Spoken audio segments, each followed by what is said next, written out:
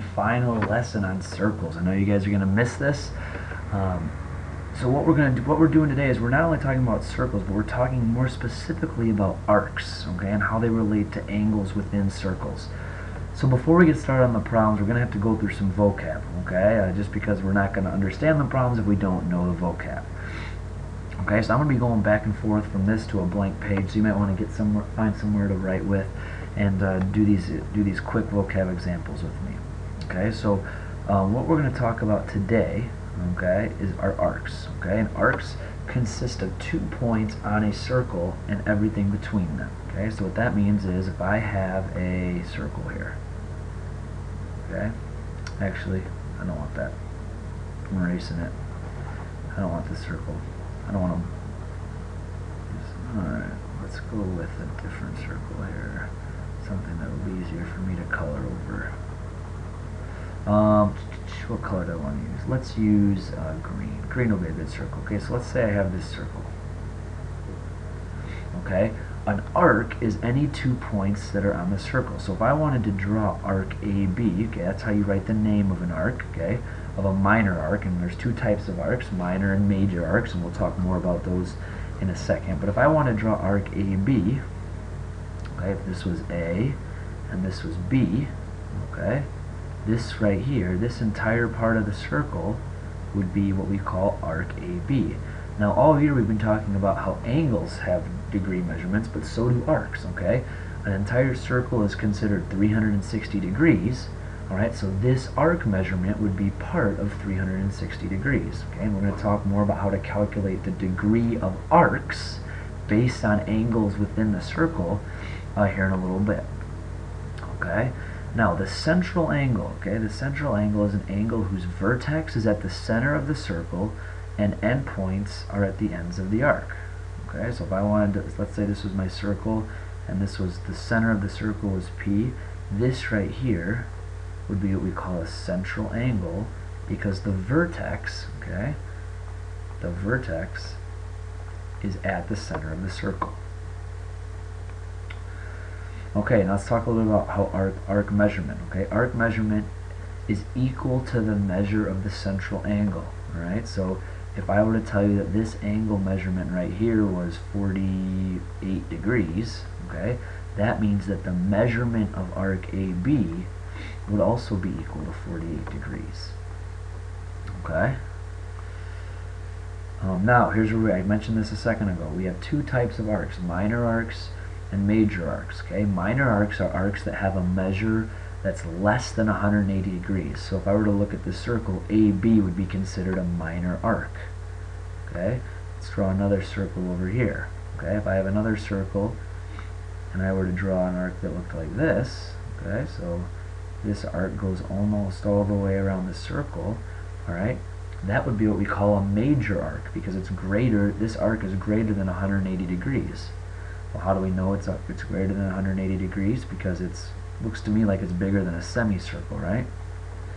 A semicircle is equal to exactly 180 degrees. So if this is my center point P, okay, and this is my diameter, alright, this arc right here is what we call a semicircle,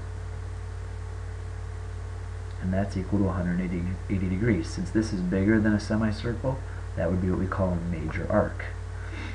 Okay, we just talked about semicircles. Those have measures equal to 180 degrees. How about naming arcs? Okay, in order to name an arc, you use, in a minor arc, you just use the endpoints, kind of like we did. We used A and B to name the arc. If you have a major arc, okay, if you have a major arc, then you have to name it with 3 points. So if I were to name this arc right here, okay, and this was A and this was B, I couldn't just call this arc AB because it's a major arc. I would have to find another point on the arc, and I would call this arc ACB. So major arcs you always name with 3 points, minor arcs you always name with 2 points.